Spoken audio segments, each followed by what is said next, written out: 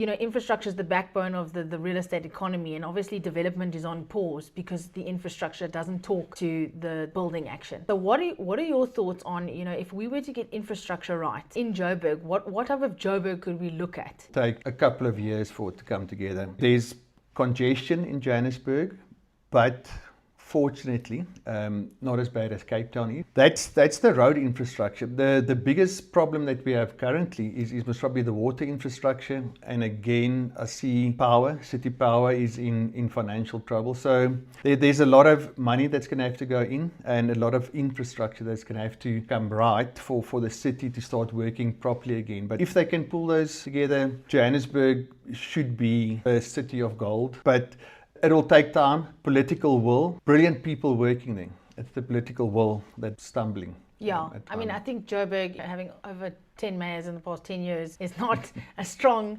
leadership, inspiration, or any sort of backbone for any organization to manage a city properly.